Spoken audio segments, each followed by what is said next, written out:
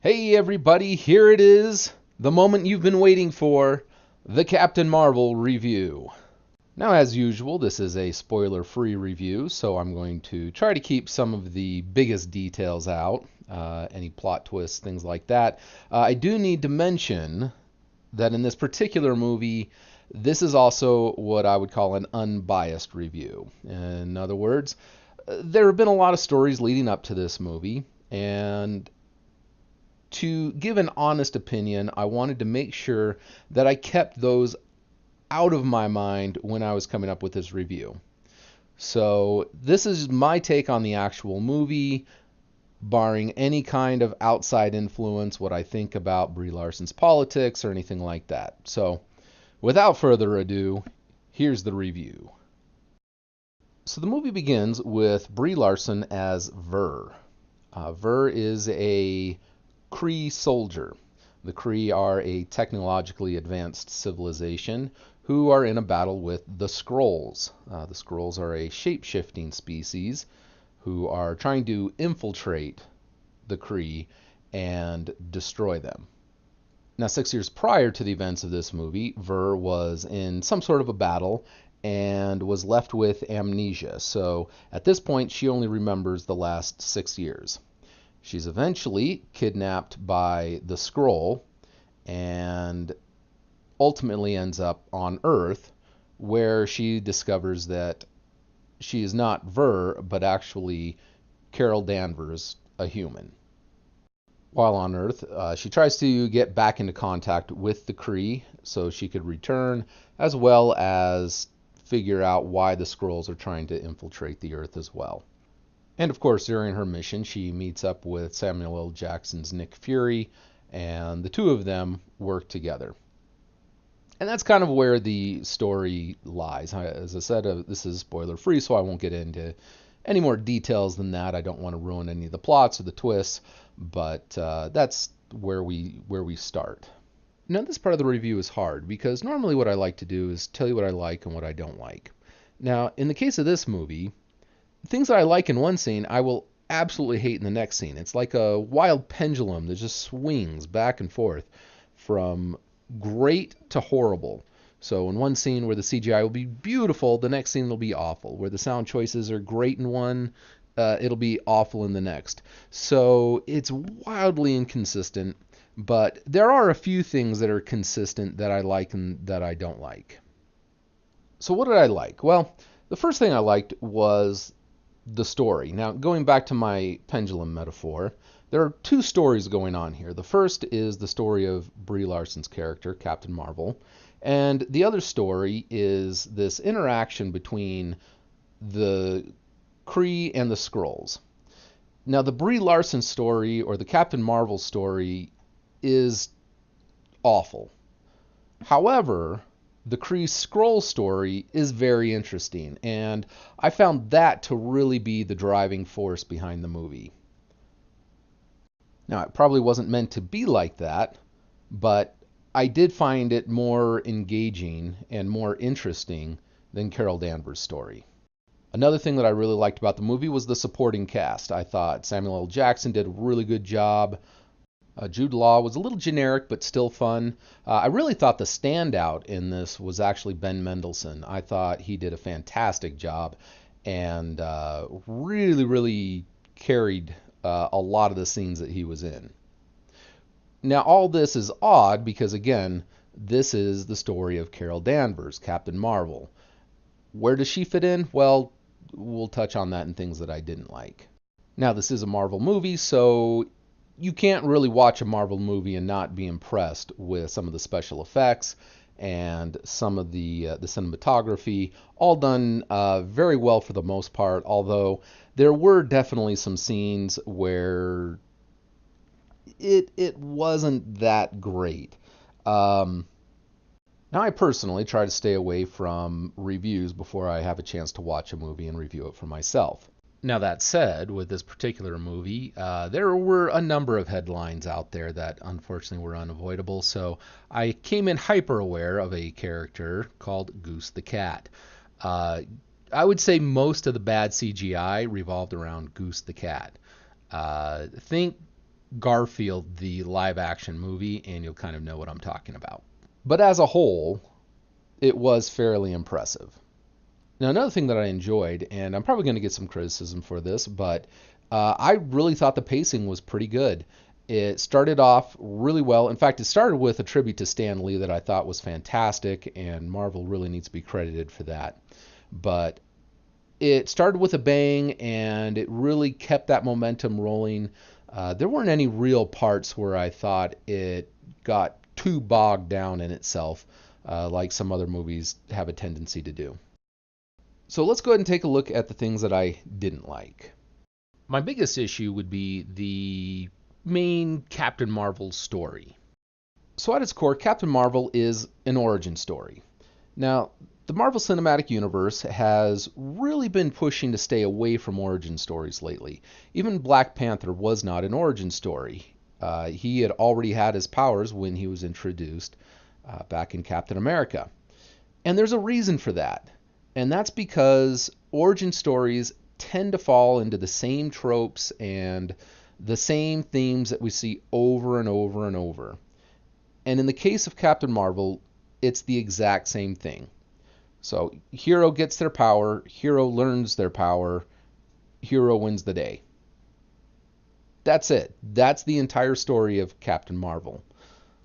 Now, what makes this even worse is we also throw in, for good measure, an amnesia plot, which, to be quite honest, is one of the most lazy plot devices ever created. I can just imagine a bunch of writers at a table saying, we've got the most powerful superhero in the MCU. How do we write a story? And the head writer yells out, well, just give her amnesia. The story writes itself. And that's pretty much it. The story wrote itself. Now, again, the story about the Skrulls and the Kree was very interesting. But this isn't a Skrull Kree movie. This is a Captain Marvel movie. And speaking of Captain Marvel herself, another issue that I had is that there is no real character development in this movie. None. So if we go back to Iron Man, or Tony Stark, goes from billionaire playboy to philanthropist and realizing the power that he has and a desire to use that power for good. Thor, you see Thor grow up from kind of a childhood mentality to somebody who takes on the responsibilities of his power. Black Panther, you see T'Challa learn to negotiate politically and learn that there are nuances in the world. And maybe his father and forefathers didn't do things correctly. In Captain Marvel, we don't get any of that. Captain Marvel is the exact same character in the beginning as she is in the end. The only difference is, by the end, she knows her power. And that's it. There's no internal growth. There's never really an internal struggle at all. It's, as I said, a very flat character. And as well as lacking internal struggle, there really wasn't any external struggle. Carol Danvers never felt like she was in danger. I never at one point said, oh no, she's going to die because of this, or she's going to lose this fight.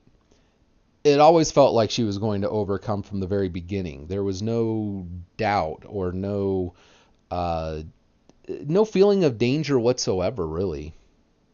Now, because the character is so flat, I can't blame Brie Larson for playing the character like that.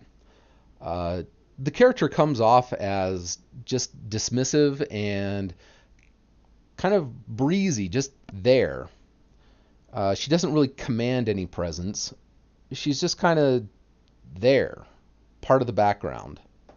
So, for example, when Larson and Sam Jackson are together in scenes, I expected it to be sort of a buddy cop type situation. One that would be a lot of fun, and they'd get to do some witty banter. Instead, what I get is a lot of Jackson, who really has a lot of the best lines in the movie, and then Larson just kind of along for the ride. And I don't want it to sound like I think Brie Larson's a bad actress, because that's not the case. It's just she has a very, very flat character to work with. And if you don't have anything to work with, you're not going to be able to stand out.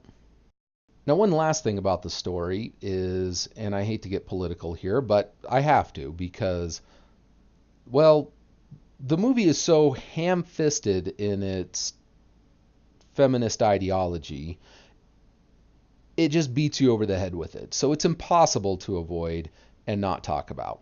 Now, I'm all for movies being vehicles for ideas. You see that in Black Panther, you see that in Iron Man. The MCU has been very good at being provocative, but still entertaining. This, as I said before, just beats it into you. From a scene where Brie Larson is fighting to No Doubt's I'm Just a Girl, to just this repetitious theme of her being criticized for her gender, and it just gets old and it gets boring. And it's so obvious and so blatant that, again, it's unavoidable, and it's less thought-provoking as it is just obnoxious. So the last thing that I didn't like was just the overall inconsistency. Whether it be the CGI, where in one scene it'll be absolutely amazing, and then the next is just kind of blurry or doesn't look right.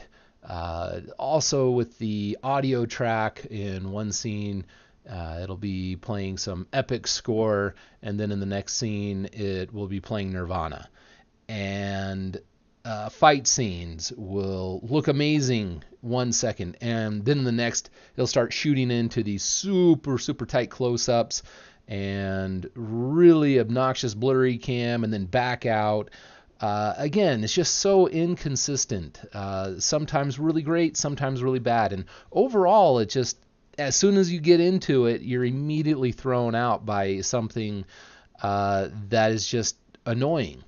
And overall, it was a real detriment to the movie. And I'm still not sure why they had to set it in the 90s. I get that they need to kind of take her out of the previous movies, so still have this super powerful character in the MCU without her being able to play a prominent role. But I don't know. Again, the 90s was just kind of a distraction. It seemed like an excuse to throw in Blockbuster Video and Nirvana and all sorts of stuff that really overall didn't belong. So the verdict. Well, it's an okay movie. It's not bad, but it's not particularly good. And given the track record of Marvel, I would say it is a letdown in the sense that it's not up to the same quality as the last several movies. We've got Black Panther, we've got Thor Ragnarok, even Ant-Man and the Wasp, I thought, were all really good movies, and this really doesn't compare to any of those. It really just felt like this movie was made to kind of force this character into the MCU before Endgame, and it really wasn't necessary. It's formulaic, it lacks subtlety. It seems like it was written by a literal room full of writers all trying to come up with ideas, and instead falling back on the same old tropes that we've seen before. Overall, I'd give it a C. It is worth watching, but probably not worth watching in the theaters. I'd wait for it to hit video. I don't think it's necessary to watch before Avengers Endgame. There really isn't anything new or interesting that this adds to the MCU that would qualify it as a necessity. So I hope you liked the review. If you did, make sure you hit the like button. Consider subscribing, please, as well. And if you saw the movie, let me know what you thought. Did I get anything right? Did I get it wrong? Tell me what you thought about it, and I'll be seeing you again soon. Aren't you the cutest little thing? Aren't you cute? And what's your name, huh? Gary. What's you? I'll be back.